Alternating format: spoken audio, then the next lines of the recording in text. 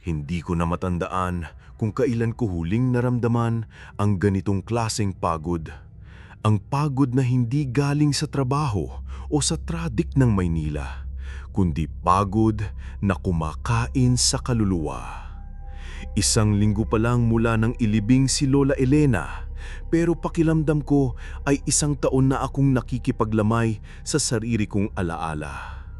Ipinamana niya sa akin ang lahat, isang desisyon na ikinagulat ng buong angkan.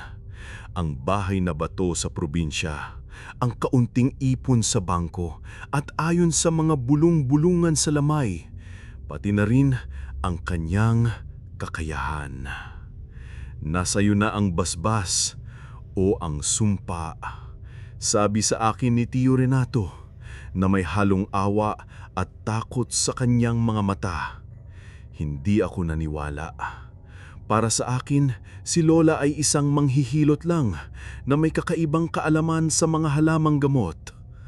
Ang mga kwento tungkol sa kanya na kaya niyang magpagaling ng kulam o kung gugustuhin ay magbigay nito ay mga alamat na lang na pampalipas oras sa mga gabing walang kuryente. Ngayong ako na ang nag-iisang nakatira sa bahay na ito, sinusubukan kong huwag pansinin ang bigat sa bawat sulok. Ang amoy ng insenso at pinatuyong dahon ng bayabas ay nanunuot pa rin sa mga dingding na gawa sa kahoy. Ang mga bintanang kapis ay parang mga matang nakatingin sa akin, mga saksi sa mga sikretong hindi ko kailanmang inalam. Dito nagsimula ang lahat, sa isang mantsa. Nasa kwarto ako ni Lola, ang silid na pinagbilihan niyang huwag na huwag kong papasukin noong bata pa ako. Habang inaayos ko ang mga lumang damit niya para ipamigay, napansin ko ito. Sa pader, sa likod ng aparado na gawa sa nara, may isang maitim na mantsa.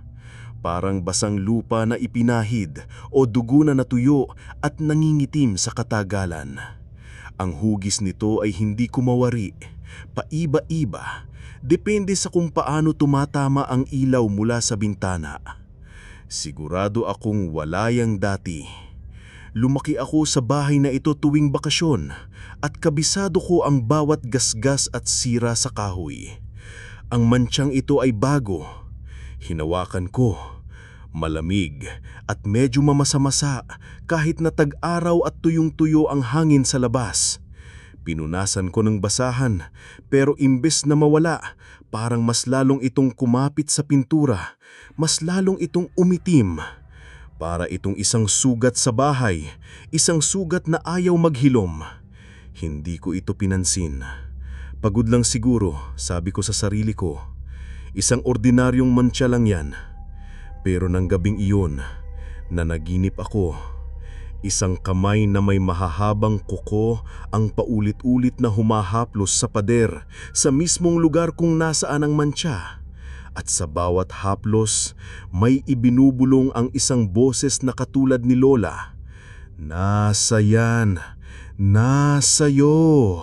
Kinabukasan, sinubukan kong baliwalain ang panaginip. Guni-guni lang, epekto ng stress at ng biglaang pagbabago sa buhay. Upang libangin ang sarili, nagpasya akong linisin ang bakuran. Matagal na itong napabayaan. Ang mga damo ay halos kasing taas ko na at ang mga gumamela ni Lola ay nilalamon ng kung anong baging. Sa gitna ng bakuran ay nakatayo ang lumang balon na matagal nang tinakpan ng isang makapal na semento. Bata pa ako noong ipinasara ito ni Lola. Ang sabi niya, natuyo na. Habang nagwawalis ako malapit sa balon, may narinig akong kaluskos. Huminto ako. Pinakiramdaman ko ang paligid. Baka daga lang o ibon. Ngunit muli ko itong narinig. Mas malinaw ngayon. Hindi ito kaluskos. Isa itong tunog. Parang bulong. Nagmumula ito sa ilalim ng lupa, mula sa balon. Lumapit ako, dahan-dahan. Idinikit ko ang aking tainga sa sementadong takip. Malamig ito, tulad ng mantsa sa pader. At doon, sa gitna ng katahimikan ng tanghaling tapat, narinig ko ito ng malinaw. Mga boses, mahihina, nag-uumpugan, parang mga dahon na tinatangay ng hangin. Hindi ko maintindihan ang mga salita, pero ramdam ko ang pait, ang galit, ang pagsusumamo. Parang isang dasal na binaliktad. Tumayo ako nang lalaki ang mga mata. Imposible. 10 taon nang selyado ang balong ito. Walang paraan para magkaroon ng tao o kahit anong hayop sa loob. Guni-guni mo lang yan, Marco, sabi ko sa sarili, habang pinipilit kong tumawa. Pero ang tawa ko ay tunog basag, walang buhay. Bumalik ako sa loob ng bahay, nanginginig ang mga kamay. Umupo ako sa kusina at uminom ng isang basong tubig. Mula sa bintana, tanaw ko ang balon. Mukha itong isang puntod sa gitna ng hardin. Biglang may naalala ako. Isang lumang kwento ng mga bata sa aming lugar tungkol sa isang mangkukulam na nahuli at itinapon sa balon, at ang tanging paraan para patahimikin ito ay takpan ang balon at dasalan gabi-gabi. Itinuring ko itong kwentong pambata lang noon, isang paraan para takutin kami na huwag maglaro malapit sa mga balon. Ngayon, hindi na ako sigurado na ang gabing iyon, hindi na ako nanaginip ng kamay. Ang narinig ko sa aking pagtulog ay ang mga bulong mula sa balon. At sa pagkakataong ito, may isang salita akong nauunawaan, paulit-ulit na sinasabi, parang isang alingangaw mula sa ilalim ng lupa. Nakakahihilakbot, palayain. Hindi na ako lumabas ng bahay kinabukasan. Ang mga bulong mula sa balon at ang alaala ng mantsa sa pader ay sapat na para manatili akong nakakulong sa loob. Sinubukan kong magbasa, manood ng TV, pero ang isip ko ay laging bumabalik sa mga kababalaghang iyon. Tanghali na nang may kumatok sa pinto. Si Aling Nelia, ang kapitbahay namin na halos kasing tanda na ni Lola. May dala siyang isang maliit na bayong. "Marco, iho," sabi niya, pilit ang ngiti. "Pagpasensyahan mo na ang matanda. Nag-aalala lang ako sa iyo. Mag-isa ka lang dito." "Salamat po, Aling Nelia. Kaya ko naman po," sagot ko, sinisikap na maging magalang. Alam ko, ani niya at iniyabot sa akin ang bayong. "Ito, munting regalo lang, galing pa sa simbahan." Pagtingin ko sa loob, nakita ko ang isang supot ng asin at isang maliit na garapon na may lamang abo. "Para saan po ito?" tanong ko kahit may ideya na ako. Sa probinsya, ang asin at abo ay panlaban sa mga masasamang elemento, sa mga aswang, sa mga maligno, sa kulam. "Isabog mo ang asin sa bawat pasukan ng bahay, sa mga pinto at bintana," mahina niyang sinabi, halos pabulong. "At ang abo ay ipahid mo sa iyong noo bago ka matulog. Proteksyon lang, iho, mula sa mga bagay na ipapasa." Ang huling 2 salita ay tumatak sa isip ko, na ipapasa. Tumingin siya sa likod ko, sa loob ng bahay. Ang mga mata niya ay hindi sa akin nakatingin, kundi sa pader ng kwarto ni Lola na bahagyang natatanaw mula sa sala. Tumagal ang tingin niya roon at nakita ko ang pagbabago sa mukha niya mula sa pag-aalala, naging purong takot. Ang mantsa, bulong niya, mas para sa sarili niya kaysa sa akin. Nandyan na. Bago pa ako makasagot, mabilis na siyang tumalikod. Mag-ingat ka, Marco. Ang utang na dugo ay laging naniningil. At naglakad na siya palayo, hindi man lang lumingon. Naiwan akong nakatayo sa may pinto, hawak ang bayong, isang regalo ng proteksyon na parang hatol. Ang kanyang mga salita ay umalingaw-ngaw sa aking isipan, ang utang ng dugo. Anong utang? Anong dugo? Tumingin ako sa mantsa sa pader. Sa unang pagkakataon, hindi ko na ito nakita bilang isang simpleng mantsa. Nakita ko ito bilang isang marka, isang palatandaan na mayroong naniningil at ako ang kailangang magbayad. Nang gabing iyon, hindi ako natulog. Nauupo ako sa sala, yakap-yakap ang supot ng asin, pinakikinggan ang bawat kaluskos, bawat alulong ng aso sa di kalayuan at hiniintay ang pagdating ng umaga. Lumipas ang 2 araw na walang nangyari. Sinunod ko ang payo ni Aling Nelia. Naglagay ako ng asin sa mga bintana at pinto. Ang abo ay hindi ko ipinahid sa aking noo. Hanggang doon na lang siguro ang kaya ng aking pag-aalinlangan. Ang mga bulong mula sa balon ay nawala, o marahil ay nasanay na lang ang aking pandinig.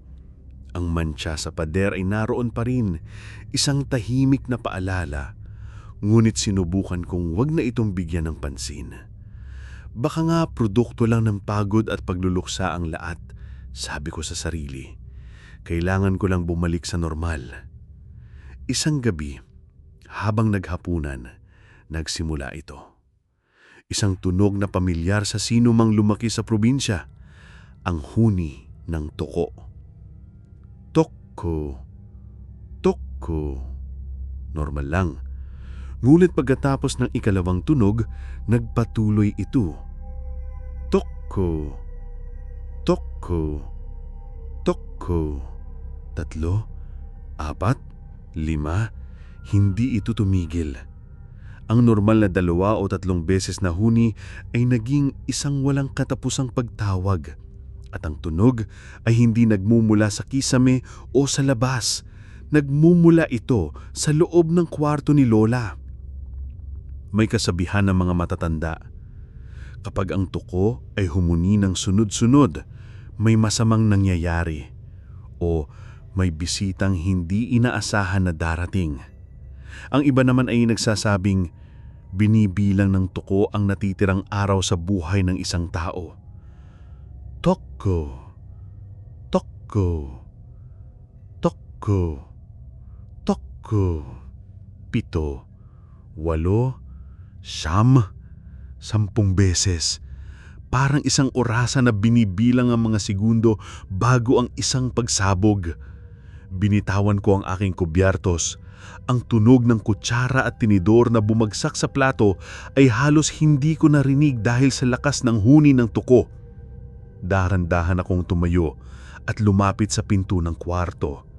Ang bawat tokko ay parang isang martilyong pumupukpok sa aking sentido. Huminga ako ng malalim at binuksan ko ang pinto. Sa loob, katahimikan. Ang huni ay biglang tumigil. Tumingin ako sa paligid, sa ibabaw ng aparador, sa ilalim ng kama, walang tuko. Ngunit ang pakiramdam na may nagmamasid ay naroon pa rin. Mas matindi kaysa dati. At ang tingin ko ay napako sa pader. Sa mantsa. Parang gumalaw ito. Hindi gumalaw. Nagbagong hugis. Kanina lang ito ay isang walang saysay na batik. Ngayon, malinaw na malinaw, ito ay may anyo ng isang butike. Isang tuko na nakadikit sa pader, ang bibig nito ay bahagyang nakabuka na parang kasisigaw lang. Kinusot ko ang aking mga mata, umaasang nagkakamali lang ako. Ngunit hindi. Ang mantsa ay isa ng anyo ng tuko. Isinara ko ang pinto, nanginginig. Bumalik ako sa kusina, umupo, at doon, sa gitna ng katahimikan, narinig ko muli ang huni. Isang beses lang. Tako. At pagkatapos, wala na. Parang itong isang paalam o isang babala. Isang babala na ang bilang ay nagsimula na. Ang insidente sa tuko ang nagtulak sa akin na kumilos. Hindi na ito guni-guni. Kailangan kong umalis. Kinabukasan, nagsimula akong mag-empake. Babalit na ako sa Maynila. Ibenta ang bahay, ipamigay ang mga gamit, kalimutan ang lahat. Kalimutan ang mantsa, ang balon, ang mga bulong at ang mga babala.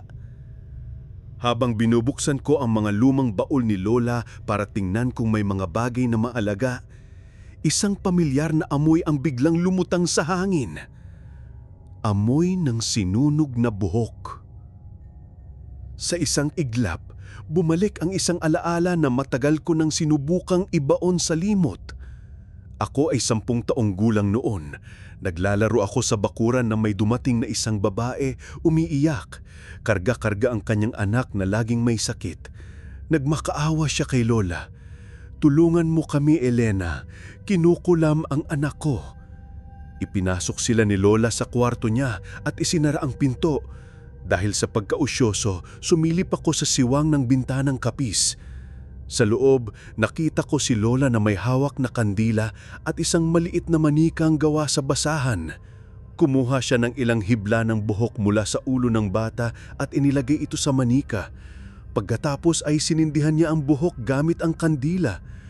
Ang amoy na iyon, ang nakakasulasok na amoy ng nasusunog na buhok, ay kumalat sa buong silid. May ibinulong si Lola sa manika, mga salitang hindi ko maintindihan bago niya ito itinusok ng isang karayom. Napasigaw ang bata sa loob, hindi dahil sa sakit, kundi dahil sa takot. At sa labas, ako ay napatakbo, dala-dala ang imahe ng aking Lola. Hindi bilang isang manghihilot, kundi bilang isang mangkukulam. Ngayon, ang amoy na iyon ay bumalik kasing linaw ng araw. Nagmumula ito sa kwarto ni Lola. Walang nagsisiga, walang kandila. Ako lang mag-isa sa bahay. Pinilit kong huwag pansinin pero mas lalo itong tumindi. Parang kung anong sinusunog sa loob mismo ng aking ilong, sa loob ng aking utak. Nahihilo ako. Napaupo ako sa sahig, hawak ang aking ulo. At doon ko narinig ang boses ni Lola sa isipan ko, hindi na isang bulong, kundi isang malinaw na utos. "Hindi ka aalis. Hindi mo pwedeng takasan ang dugo." Kasabay ng kanyang boses ay isang matinding sakit ang biglang kumirot sa aking tagiliran. Parang may tumusok na karayom. Napasigaw ako. Hinawakan ko ang aking tagiliran at kahit sa ilalim ng aking damit, naramdaman ko ang isang bagay na matigas at maliit. Parang isang bukol na bigla na lang lumitaw. Ang amoy, ang sakit, ang alaala, ang lahat ay nagbanggaan sa isang nakakabaliw na sandali. Ang kulam na nasaksihan ko noon ay hindi na lang isang kwento. Ang takot na naramdaman ko bilang isang bata ay hindi na lang isang alaala. Ito ay nangyayari sa akin. Ang utang na dugo na sinabi ni Aling Nelia, ito na ba yun? Ang sumpa ba na ginawa ni Lola para sa iba ay bumabalik ngayon para sa akin? Ang sakit sa aking tagiliran ay hindi nawala. Minsan ay kumikirot ito ng matindi. Minsan naman ay isang mapurol na sakit na laging nagpapaalala sa akin na naroon ito. Hindi na ako nag-empake. Ang ideya ng pag-alis ay napalitan ng isang mapanganib na pag-usisa. Kung totoo ang lahat ng ito, kailangan kong malaman kung bakit. Ano ang sinimulan ni Lola na kailangan kong tapusin? Nagsimula akong maghalungkat. Hindi na para magligpit, kundi para maghanap. Hinanap ko ang mga gamit ni Lola, ang kanyang mga lumang aklat, mga diaryo, kahit anong pwedeng magbigay ng kasagutan. Sa ilalim ng kanyang kama, sa loob ng isang maliit na baul na nakakandado, natagpuan ko ang isang koleksyon ng mga kakaibang bagay. Mga pinatuyong butiki, mga bote na may lamang maitim na langis, mga ugat ng puno na may kakaibang hugis, at isang maliit na aklat na nakabalot sa katad. Ang mga pahina nito ay puno ng sulat kamay ni Lola, mga dasal sa Latin na may kasamang mga salitang hindi ko maintindihan, mga listahan ng pangalan at sa tabi ng bawat pangalan may mga simbolo, isang buwan, isang araw, isang bituin o isang patak ng dugo. Ang pangalan ng babae na nagpagamot sa kanyang anak noon ay naroon at sa tabi nito isang patak ng dugo. Pero ang pinaka nakakakilabot ay ang huling pahina. May nakaguhit doon na isang mapa ng aming bahay at may isang X na marka sa ilalim ng sahig ng kanyang kwarto. Dala ang isang bareta at flashlight. Pumasok ako sa kwarto. Ang sahig ay gawa ng makakapal na tabla ng kahoy. Hinanap ko ang lugar na tumutugma sa marka sa mapa. May isang tabla na medyo nakaangat ang dulo. Ginamit ko ang bareta para buhatin ito. Isang alon ng amoy ng lupa at nabubulok na bagay ang sumalubong sa akin. Itinutok ko ang flashlight sa butas. At doon, nakita ko ito. Nakatago sa ilalim ng lupa, sa isang maliit na hukay ay isang kahon na gawa ng kahoy. Binuksan ko ito. Sa loob, nakahiga ang isang manika. Gawa ito ng itim na tela, kasing laki ng isang sanggol. Ang mga mata nito ay 2 butones na pula. Ang bibig nito ay tinahi ng itim na sinulid. Ngunit hindi iyon ang nagpatigil sa aking paghinga. Ang nakapalibot sa leeg ng manika ay isang pamilyar na kwintas. Ang kwintas na suot-suot ko sa isang lumang litrato namin ni Lola noong ako ay 5 taong gulang. At sa dibdib ng manika, sa mismong lugar kung saan kumikirot ang aking tagiliran, ay may nakatusok na isang mahabang at kinanakalwang na karayom. Isang realisasyon, malamig at matalim parang yelo ang tumusok sa aking puso. Ang manika. Ako ito. Hawak ko ang manika. Ang bigat nito ay hindi tugma sa kanyang laki. Parang may lamang bato o buto. Ang sakit sa aking tagiliran ay biglang tumindi kasabay ng aking paghawak sa karayom na nakatusok dito. Napabitiw ako sa manika. Nahulog ito pabalik sa hukay na may kasamang malambot na kalabog. Itinayo ko ang tabla, ibinalik sa dati, pero alam kong walang saysay. Hindi mo na maibabalik sa ilalim ng lupa ang isang bagay na nakita mo na. Ang sekreto ay lumabas na. Ang kulam ay hindi para sa iba. Ito ay para sa akin o dahil sa akin. Pero bakit? Bakit gagawin ito ni Lola sa sarili niyang apo? Tumakbo ako palabas ng kwarto, palabas ng bahay. Kailangan ko ng hangin. Kailangan kong takasan ang amoy ng lupa at pagkabulok. Tumakbo ako papunta sa kalsada. Walang direksyon. Takip silim na. Ang mga poste ng ilaw ay isa-isang nagsisindi. Ang kanilang liwanag ay mahina at kulay dilaw. Ngunit may kakaiba. Ang daan na palagi kong dinadaanan ay parang humaba. Ang mga bahay ng kapitbahay na dapat ay malapit lang ay parang lumayo. Tumingin ako sa likod. Ang bahay namin ay mas malaki kaysa sa dati. Parang halimaw na nakatingin sa akin. Ang mga bintana nitong kapis ay mga matang kumikinang. Nagpatuloy ako sa pagtakbo. Ang hangin ay naging mabigat at malagkit. Ang mga tunog sa paligid, ang huni ng kuliklig, ang tahol ng aso, ay unti-unting humina na parang nilalamon ng isang makapal na kumot ng katahimikan. Napansin ko ang mga puno sa gilid ng daan. Ang kanilang mga sanga ay baluktot at nakaunat papunta sa akin, parang mga kamay na gustong dumakma. Ang mundo ay nagbabago. O, ako ang nagbabago. Huminto ako sa isang kanto, pagod na pagod, humihingal. Tumingin ako sa aking mga kamay. At doon, sa ilalim ng liwanag ng poste, nakita ko ito. Ang aking balat ay parang papel na nasusunog sa mga gilid. Ang aking mga kuko ay naningitim. Pinikit ko ang aking mga mata. Inisip ko na ito ay isang halusinasyon. Ngunit pagdilat ko, naroon pa rin. Pinangala ako sa langit, walang mga bituin, walang buwan. Tanging isang makapal at madilim na ulap na parang isang bubong. Pakiramdam ko ay wala ako sa labas. Pakiramdam ko ay nakulong ako sa isang mas malaking silid. Isang silid na ang mga pader ay ang langit at ang sahig ay ang lupa at ang lahat ay gumagalaw, nagbabagong hugis, sumusunod sa isang panuntunan na hindi ko maintindihan. Ang panuntunan ng kulam. Ang realidad ay hindi na isang matatag na bagay.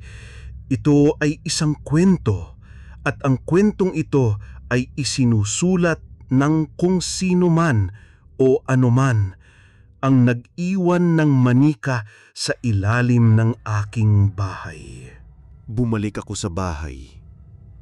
Wala na akong ibang mapupuntahan. Kung ang mundo sa labas ay kayang magbago, mas mabuti pang harapin ang katotohanan sa lugar kung saan ito nagsimula. Pagpasok ko, ang hangin sa loob ay malamig at mabigat. Ang amoy ng insenso at nasunog na buhog ay mas matindi pa. At ang mantsa sa pader ay wala na. Kinabahan ako. Saan ito nagpunta? Ngulit nang tumingin ako sa salamin sa sala. Isang salamin na luma at may mga itim na batig. Nakita ko ang sagot. Ang mantsa ay hindi nawala. Lumipat ito. Nasa mukha ko. Isang maitim na marka, parang dumi o pasa, ang nasa aking pisngi, sa mismong hugis ng kamay. Ang kamay mula sa aking panaginip, sa tabi ng salamin. Sa ibabaw ng isang maliit na mesa, ay nakapatong ang aklat na nakita ko sa baul ni Lola. Nakabukas ito sa huling pahina, sa mapa ng bahay. Ngunit ngayon, may nakasulat sa ilalim nito. Isang sulat kamay na katulad ng kay Lola, ngunit parang isinulat kani-kanina lang. Ang saklob ng dugo.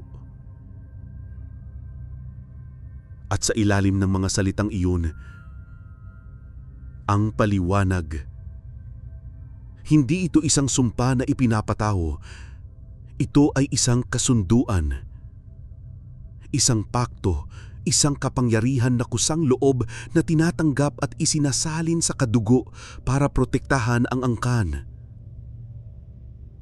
Si Lola Elena, ayon sa nakasulat, ay hindi isang mangkukulam na nananakit. Siya ay isang bantay.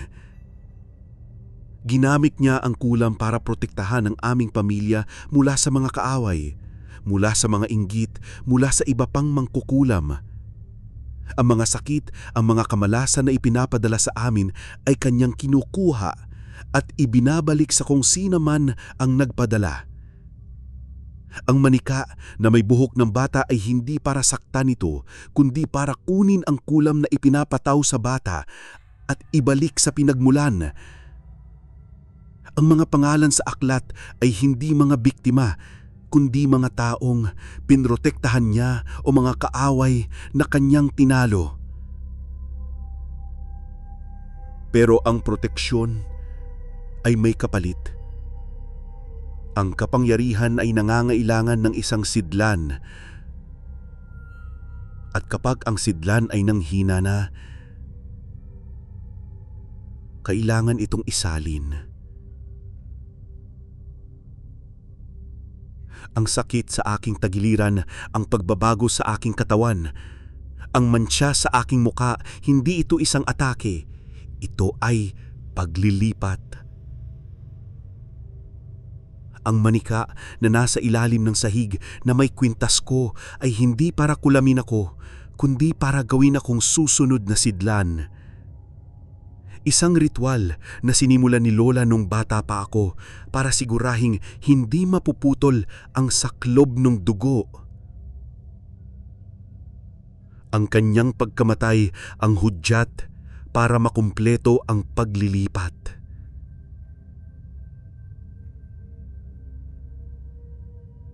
Ako na ngayon ang bantay. Ang bigat na nararamdaman ko ay hindi bigat ng sumpa, kundi bigat ng kapangyarihan. Ang mga bulong mula sa balon ay hindi mga kaluluwang nakakulong, kundi mga dating kaaway na nakabantay, naghihintay kung tatanggapin ko ba ang aking kapalaran. Naupo ako sa sahig, sa harap ng salamin. Tinitigan ko ang mansya sa aking mukha. Ang marka ng kamay. Ang marka ni Lola. Ang marka ng saklob. Ang takot na nararamdaman ko ay unti-unting napalitan ng isang kakaibang pag-unawa. Ang lahat ng kababalaghan, ang balon, ang tuko, ang amoy, ay hindi para takutin ako. Ito ay para ihanda ako. Para basagin ang aking pagiging moderno, ang aking pag-aalinlangan, at para buksan ang aking sarili sa isang mundong matagal ko nang itinakwil. Ang sakit sa aking tagiliran ay naging isang pamilyar na kirot na lang. Isang paalala ng koneksyon ko sa manika, sa kapangyarihan. Hinawakan ko ang aking mukha. Ang mansya ay malamig, tulad ng takip ng balon, tulad ng pader noon.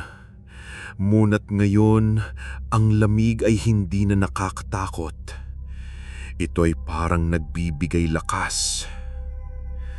Pumikit ako. At sa dilim ng aking isipan, nakita ko sila. Ang mga mukha ng mga taong nagtangka sa aming pamilya. Ang mga mukha ng mga taong kinamuhian si Lola dahil sa kanyang kakayahan. Mga taong inggit sa aming lupa, sa aming negosyo. Nakita ko ang kanilang mga kulam. Mga itim na insektong gumagapang, mga karayom na lumilipad sa hangin, mga salitang nagiging sakit. At nakita ko kung paano ito hinarang lahat ni Lola. Nakita ko siyang kinukuha ang sakit sa kanyang sariling katawan. Tiniis ang kirot bago ito ibinalik ng may doble-dobleng lakas. Nakita ko ang kanyang pagod, ang kanyang sakripisyo. Ang pagiging mangkukulam ay hindi isang pagpipilian. Ito'y isang tungkulin, isang mabigat at madugong tungkulin. Idinilat ko ang aking mga mata. Ang refleksyon ko sa salamin ay tila nagbago. Ang aking mga mata ay mas madilim, mas malalim. Ang mansya sa aking mukha ay parang anino na may sariling buhay. Tumingin ako sa aking mga kamay. Ang mga kuko ko ay hindi na naningitim. Normal na ulit ang mga ito. Pero alam ko na ngayon, ang pagbabago ay hindi sa labas. Nasa loob. Tumayo ako. Naglakad ako papunta sa kwarto ni Lola. Binuksan ko ang sahig. Kinuha ko ang manika. Sa pagkakataong ito, hindi ko ininda ang bigat.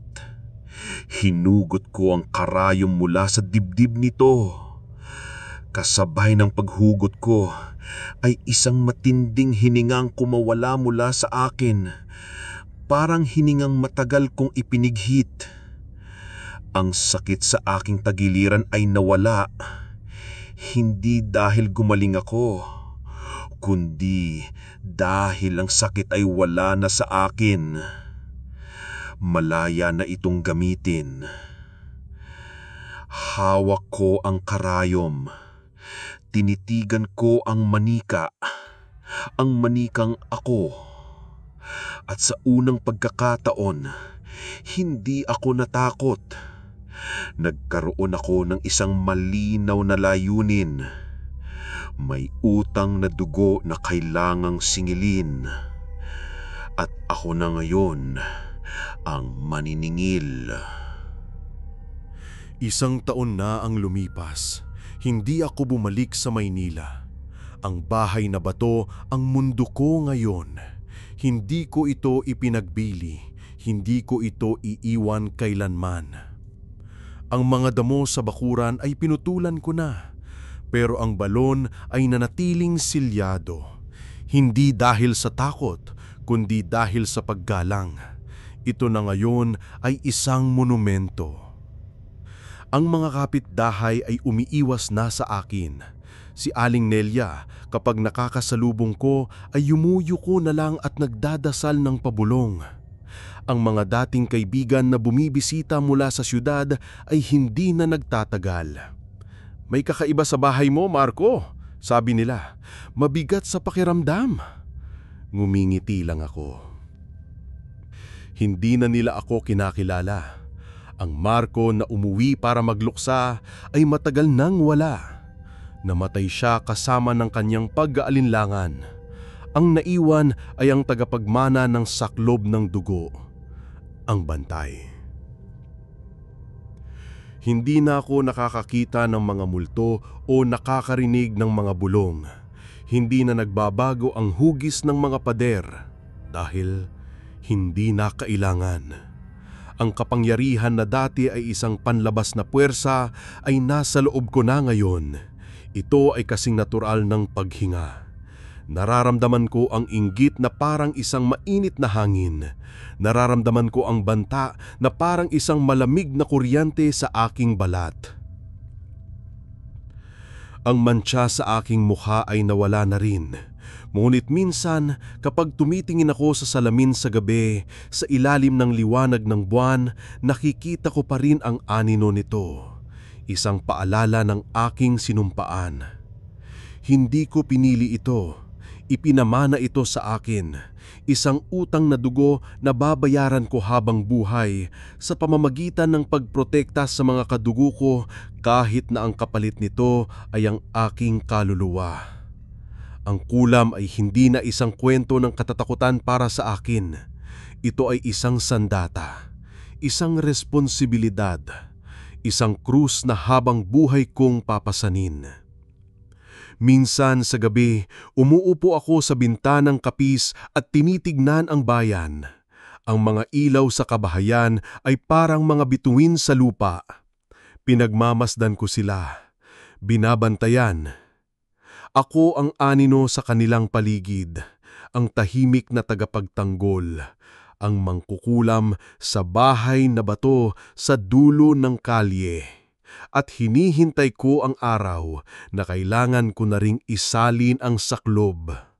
Dahil ang utang na dugo ay laging naniningil at laging kailangan may magbabayad.